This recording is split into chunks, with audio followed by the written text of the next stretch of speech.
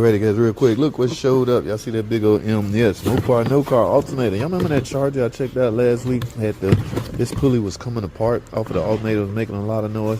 Well, they approved it and they want Mopar. They want the best. They should never have to replace this alternator again. And I got my jump box right here. Go figure. Mopar, no car jump box. Alright guys, I'm out here at the car. I got my jump box on, only 1.9. Alright guys, I got it all hooked up.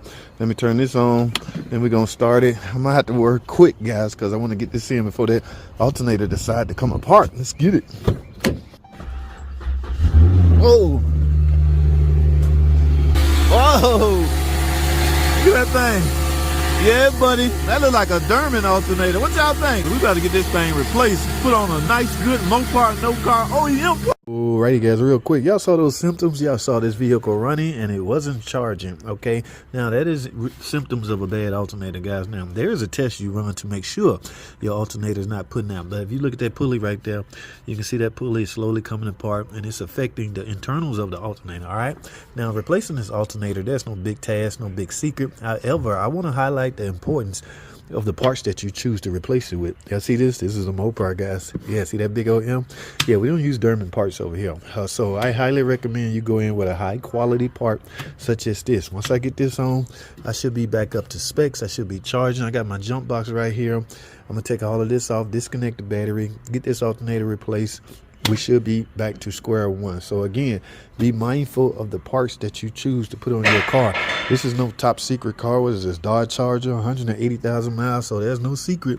All right, there's no big shocker that the alternator failed. It happens, guys. Parts fail. Okay. So what's the big shocker is the deciding part that you choose to put on your car. Choose wisely, guys. I'm JT the Car Guy. Follow me for more, man. I got a whole lot of more videos coming out. I need y'all to stay tuned.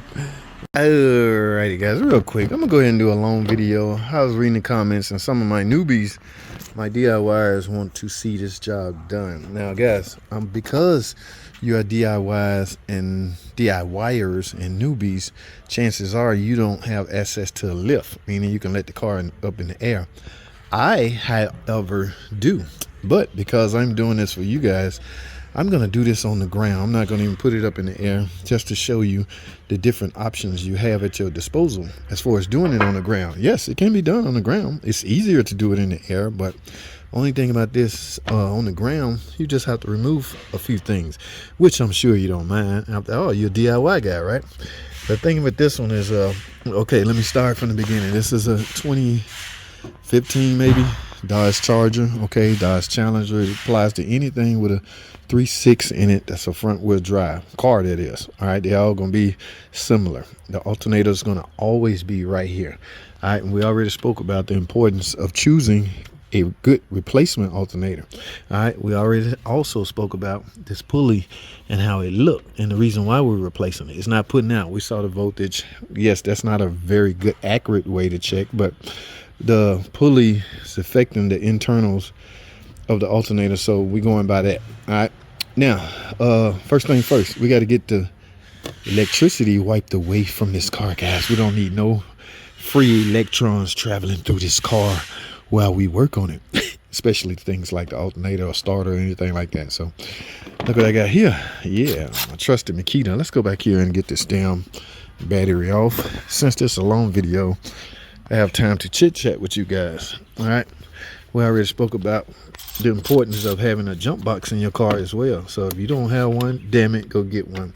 Fellas, especially if your girl or your children, your daughter drive, please make sure she have a jump box in her car and teach her how to use it. Okay, yeah, so I'm just taking the battery power.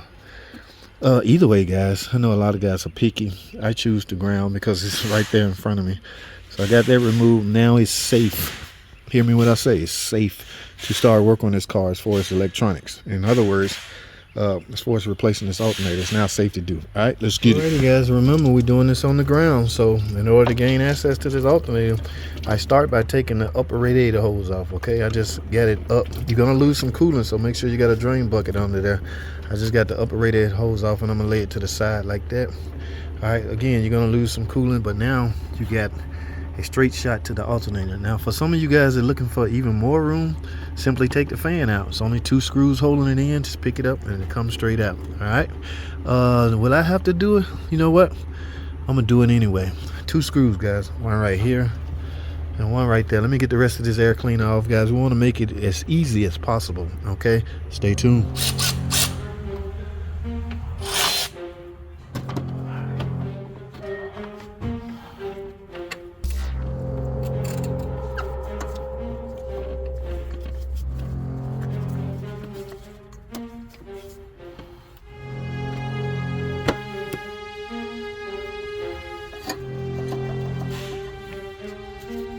Whoa, y'all see that? Whoa, holy crap, man, this thing could have fell off on this guy. He could have had an accident. Do y'all see that? Only thing was holding this pulley on was the grooves in his belt. Wow, what a lucky guy. All right, guys, let's get this damn thing out. Now that we got this far, we had the alternator. First thing I want to do now is to remove the big battery terminal right here. First, the connector as well. It's a connector right here and a 13mm bolt right here holding that heavy gauge wire on. All right, and that's down there, so it's gonna be hard to see, so you just gotta finagle for it. Let's get it. All right, guys, so there's that boat you're trying to get to down there. Let me take y'all fishing, dumpster diving.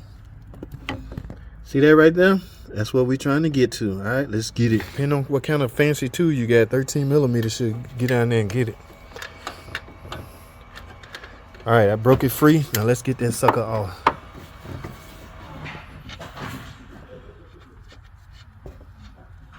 Alrighty, guys, we're almost there. Now, as you can see, I got 3 holes in this alternator. 1, 2, 3. So that means 3 bolts gonna be holding the alternator to the block. I already took the bottom one out, guys. Now, because you got a little room, if you got a nice small electric ratchet, guys, you can easily get down there. Yeah, see how simple that is? Oh, that alternator about to fall. Let's get this alternator out, guys.